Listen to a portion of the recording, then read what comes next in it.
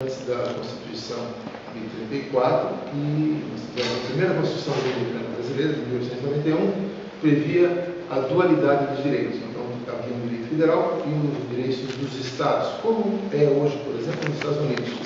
A nossa Constituição republicana, a primeira, ela foi feita à imagem e semelhança do Estado norte-americano. Então, nós copiamos praticamente a Constituição da Filadélfia de 1787 dos Estados Unidos. Lá, até hoje, é assim. Existe um direito federal e direitos estaduais.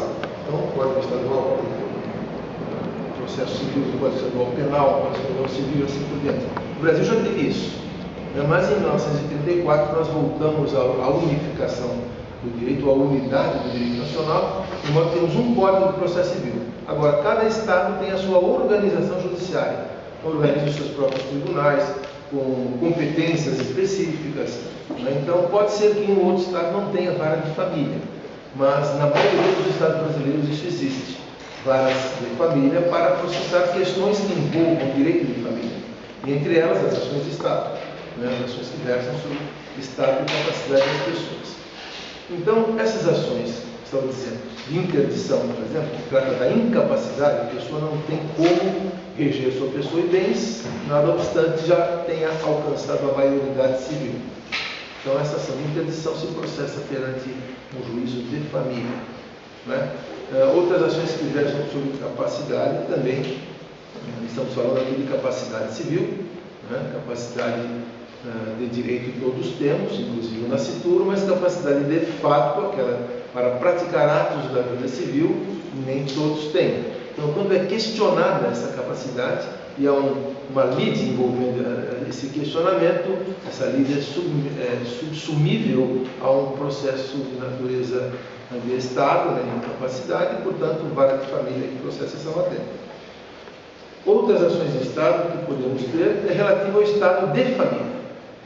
Então, as ações de divórcio, ações de separação judicial, ações de anulação de casamento, ações de nulidade de casamento.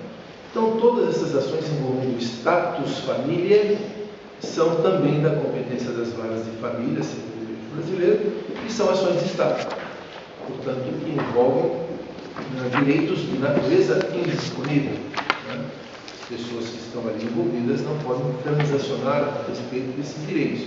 Ninguém pode fazer uma confissão numa ação de anulação de casamento que produza eficácia. Confissão até pode acontecer, mas não terá nenhuma eficácia porque se trata de um direito indisponível, portanto a pessoa não pode dispor desse direito. Essa é uma característica dos direitos indisponíveis. Os direitos de família, não os de natureza patrimonial, mas os de natureza não patrimonial são, na sua maior parte, direitos indisponíveis.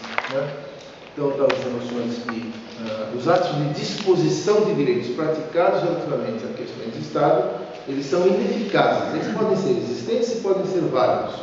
Se nós tivermos os três planos do lado do negócio jurídico, existência, validade e eficácia, podemos enquadrar esses atos nas questões de Estado como possíveis de existir, portanto podem ser existentes, se existentes podem até ser válidos, mas não produzirão efeitos porque se se tratar de situação de disponibilidade desses direitos, essa eficácia é impossível por conta da natureza de indisponível de que dispõe o que tratam esses direitos.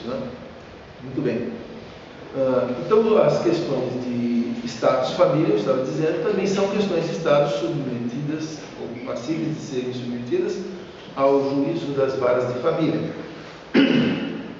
E a questão de Estado, que eu acho talvez a mais importante, é do Estado de filiação. Então, essas aqui, digamos, aguçam mais a nossa, digamos, impaciência, a nossa intranquilidade, porque estamos atravessando uma quadra no direito de família, e não é brasileira, não é portuguesa, essa quadra é universal, em todo o mundo está ocorrendo isso, que são as questões relativas ao estado de filiação. Então, com paternidade afetiva, paternidade biológica, paternidade ou filiação derivada de relações homoafetivas.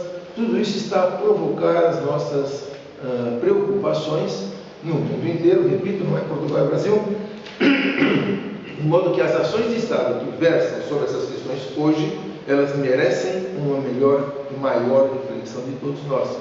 Não existe certo e errado até agora, porque ainda está num processo de desenvolvimento essa temática toda, de modo que não se pode afirmar de forma absolutamente peremptória ou axiológica, ou axiomática, melhor dizendo, que tal coisa é certa ou que tal coisa é errada.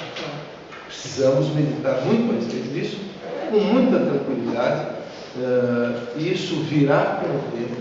Estava até me recordando de uma discussão sobre o Código Civil brasileiro, quando estava na última fase da sua elaboração no Congresso Nacional, comecinho dos anos 2000, o Código foi aprovado em 2002, onde se discutiu muito sobre as inseminações homólogas, heterólogas, etc. E o legislador brasileiro do Código Civil resolveu não incluir essa matéria dentro do Código, não é? E ele foi chamado de um Código velho, ele já estava nascendo no ano passado, coisas do gênero. E juristas, deputados e senadores, na discussão, disseram: não estamos ainda com a maturidade suficiente para adotarmos uma posição, digamos, definitiva sobre essa matéria. Portanto, não se colocará um tema ainda não maduro, não discutido, dentro de uma codificação da magnitude de um Código Civil. Né? Então, por isso, eu fiquei muito satisfeito com essa discussão e vi que nós tivemos maturidade para não incluir no Código Civil essa matéria tão difícil, tão, digamos, sensível como é o da filiação nos dias de hoje.